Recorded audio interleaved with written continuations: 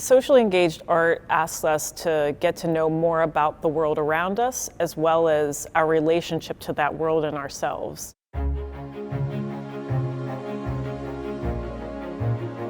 For a socially engaged artist, typically the relationships between people are the medium of the work.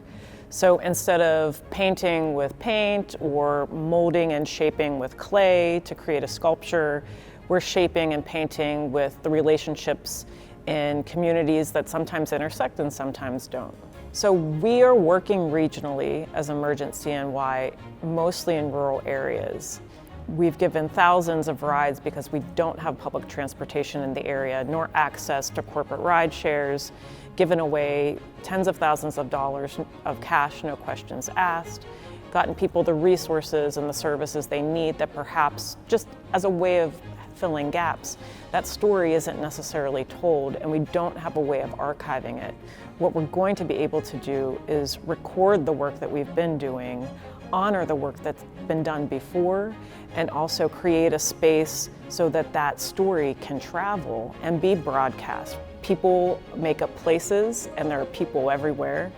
Living in Earlville, living in central New York, and traveling and creating community with others, it's incredibly multi-diverse. It's not the middle of nowhere.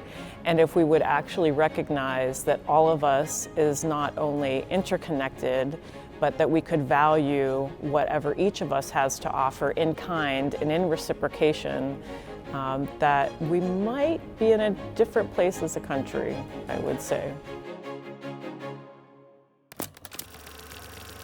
My project is the Cherry Valley Water Project. So I'm connecting my community to the watershed, the creeks, the rain, the snow, the drought, through the different elements in performance arts.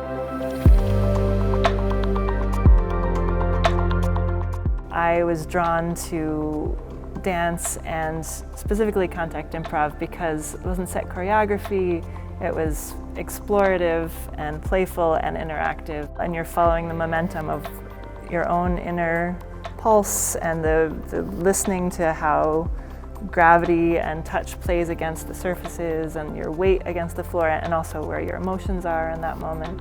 I don't know, I've traveled a lot in my life. I've lived in other places, and there's something about being from somewhere and coming back there and having multiple generations in one place.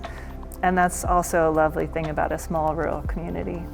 I know the hills, I know like the shape of the back of my hand, and I know where all the creeks are, and I've spent a lot of my life walking along the creeks and listening to the birds, and I think it's a big part of my spirituality. It's a big part of what makes me human and alive and connected to something bigger than myself, bigger than my cell phone, bigger than my social media presence, is to really connect and listen to the nature of that place. The small places don't have to be a respite from the world. They can be the whole world in and of themselves because they offer so much. I think the great benefit of being a rural artist is having space and silence.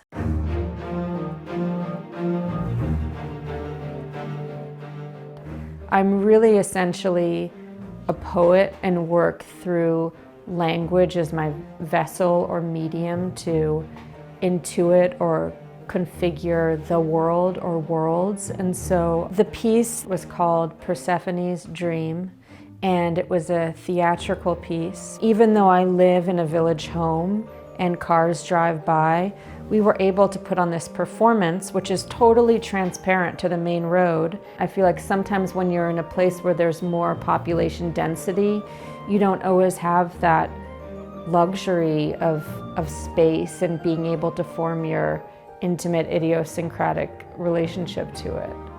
This performance, in a way, was challenging because I wasn't necessarily working from language first.